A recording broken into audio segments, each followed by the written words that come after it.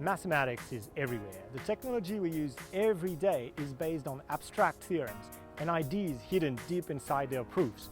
Now, to understand this, we're going to have a look today at the Global Positioning System, the GPS. That's going to take us on a journey from this piece of technology to bizarre geometries through the curved space-time of astrophysics.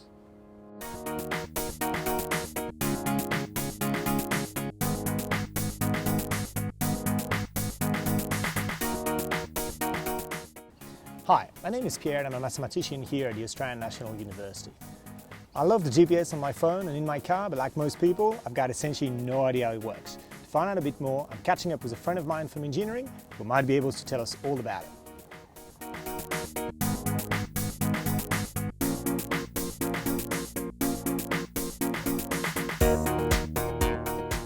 Alex, how does the GPS actually work? Well, it's actually a very simple idea.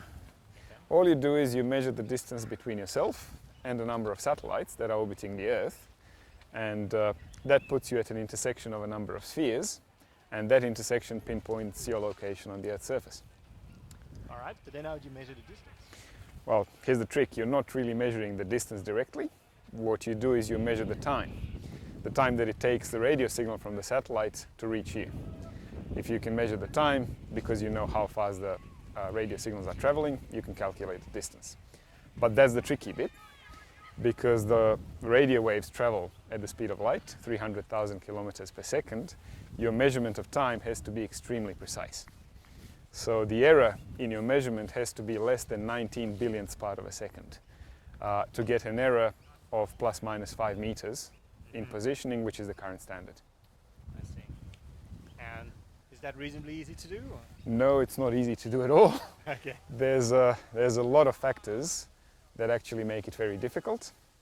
The Earth's gravity, the Earth has atmosphere, the Earth is moving, satellites are moving, you're moving. So all of these factors contribute to the total error, and they pile up. So any of them can make things a bit more difficult and can make your measurement inaccurate. And you need to keep the total effect less than 19 billionth part of a second. Now, an illustration of how difficult it is the fact that it took the US Department of Defense 30 years to get from the idea of a GPS to a fully functioning system. I see. Okay, so out of all of these effects piling up, can you tell me about, say, one of them? What's the coolest? The coolest and strangest one, if you ask me, is the general relativity. First, due to Earth's gravitation, the waves are not traveling in a straight line from the satellite to you. And also, due to Earth's gravitation, the time on the Earth's surface goes slower than up there where the satellites are orbiting. And because you need to measure time very precisely, the clocks at the receiver and at the satellite have to be perfectly synchronized. So in order to achieve that, you actually set the clocks at the satellite to tick a bit slower than they should, and then they match the sort of time flow on the Earth's surface. General relativity tells you how slower you need Yes, you can actually calculate how much slower the clock at the satellite has to tick, and you do that. General relativity, well, that's pretty crazy theoretical physics right there. That's something I know nothing about. But I've got a colleague in astrophysics who does, so let's go and talk to her.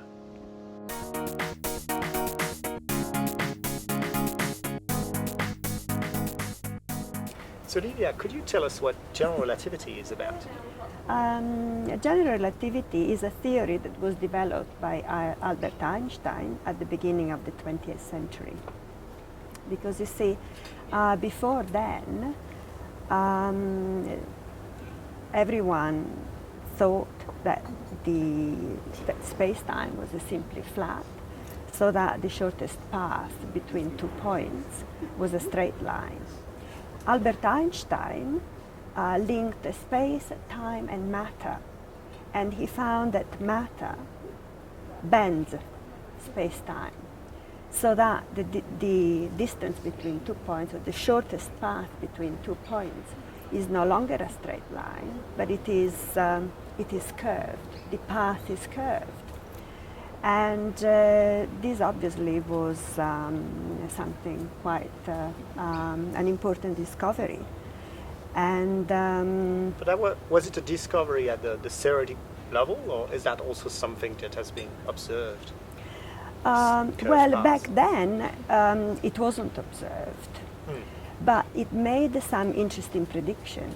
It predicted the existence of black holes, which are extremely exotic objects.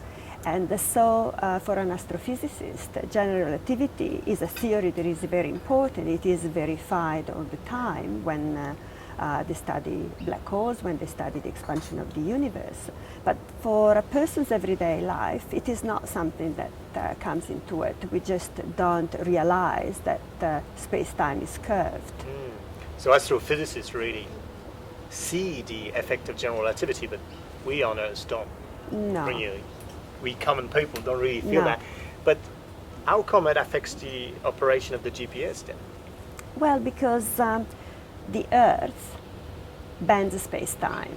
Now, this is an extremely small effect because the Earth is not a very massive object. But on the other hand, the satellites that we use for the GPS navigation are at a certain height over the surface of the Earth, so that the space-time is curved differently from the way it is curved at the surface of the Earth. And this difference needs to be taken into consideration for the GPS navigation. All right, so this all, not going in a straight line and going on a curve in space and time matters even at that level. Matters, yes. It's a very small effect, but it needs to be taken into consideration. But then if you do geometry in high school, you learn that the shortest path between 2 points is given by a straight line. Yes, that doesn't seem absolutely. to fit. Is that? Yes, it is true. As I said, it's not very important on Earth. And this is the extraordinary thing, because back in the middle of the 1800s, Riemann started exploring all kind of different geometries where space was curved, and he didn't need to do so because there was no necessity to start exploring this kind of different geometries. But he constructed the fantastic mathematical tools that Einstein then, many, many years later, could use to develop his theory of general relativity. So to make the GPS work, you need general relativity. And general relativity is based on a piece of mathematics called Riemannian geometry. Now that's something I know a little bit about, but really not that much. Mike Eastwood, on the other hand, that's the man to talk to.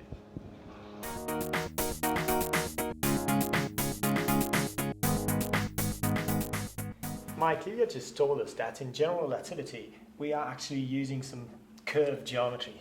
What is that about? Okay, so there's flat geometry, which most of us are familiar with, but then there's curved geometry, such as what you might find on a sphere. There's a really big difference between the cylinder and the sphere. So the cylinder, I have a cylinder here. You can make an accurate map of the cylinder simply by cutting it along one edge and unwrapping it like this. Absolutely nothing is distorted. But if you try and do the same thing with a sphere, I have somewhat a sphere here, then things necessarily get crumpled. You just cannot make an accurate map of the sphere. And this has to do with curvature. So the sphere is curved intrinsically, the cylinder is flat intrinsically. Okay, but then in general relativity, this seems to happen in space-time. So how does that translate to? It does, yes, so that's right. So this is in 2 dimensions. This is the surface of the sphere versus the surface of the cylinder. And that was due to Gauss. And he was working in the first half of the 18th century. But then in 1854, his student, Riemann, gave a talk in which he gave, roughly speaking, outlined a program for extending this to higher dimensions. And that has now successfully been carried out, and in particular to 4 dimensions. So 4 dimensions is the dimension of space in which we live together with time. And the curvature in 4 dimensions, as proposed by Riemann, is exactly what you find in Einstein's equations, and this now has practical applications in GPS, for example, also in medical imaging and so on. So what we've seen is that to make the GPS work, you need to take all sorts of physical effects into account. Now, probably the most impressive one is the fact that the mass of the Earth actually bends time. That's something that Einstein's theory of general relativity describes. Now, this theory was developed by Einstein using ideas of a mathematician named Riemann. And Riemann, he didn't try to develop a global positioning system or describe general relativity. What he was trying to do was to generalize ideas of Gauss about curvature of surfaces to higher dimension. Now, that's a typical example of an abstract mathematical result being turned into technological advances. In that case, it took about a century for that to happen.